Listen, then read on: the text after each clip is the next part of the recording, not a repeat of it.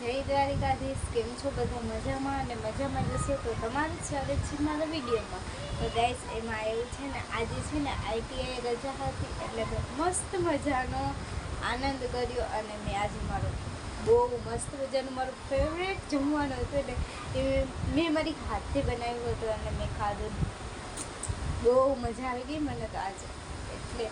અને આજે મેં રીલ શૂટ કરી છે ખાલી એક, કેમ કે મને આજે ટાઈમ જ ન મળ્યો, કેમ કે ઘરનું કામ બહુ બધું હતું.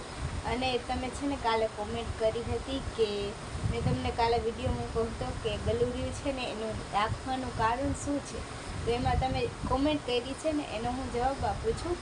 આજે વિડીયો થોડોક લાંબો થઈ જશે પણ તમે ચલાવી લેજો, કેમ કે છે ને એ ગલુડિયું છે ને અમારા ઘર પાસે રહેતું હતું. તો ત્યાં છે ને એ રહેતું હતું ને, તો એની માં છે ને આનો જન્મ થયો ને પછી એની માં બિચારી મૃત્યુ પામી ગઈ. તો ગલુડિયું આ એક તરફ એની માં મૃત શરીરમાં રસ્તા ઉપર પડી હતી અને એક તરફ એ ગલુડિયું હતું. તો અમે છે ને ખાલી થોડી ઘણી આ માનવતામાં આપણે થોડોક પ્રેમ તો હોય ને, તો હે ને અમે શું કર્યું ખબર છે, એ ગલુડિયાને ઘરે લઈ આવ્યા અને ઘરે લઈ આવીને એને મોટું કરશે અમે. અમારાથી જેટલી બનશે એટલી કોશિશ અમે બિલકુલ કરશું.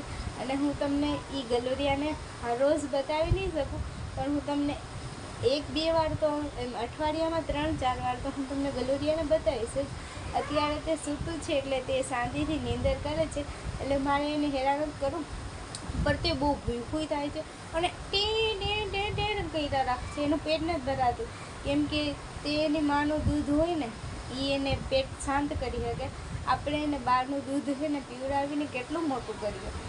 એની તો હવે દ્વારકાધીશની અમે પ્રાર્થના કરશું કે તે ગલુડિયું જલ્દી મોટું થઈ જાય અને મસ્ત મજાનું રમવા માંડે.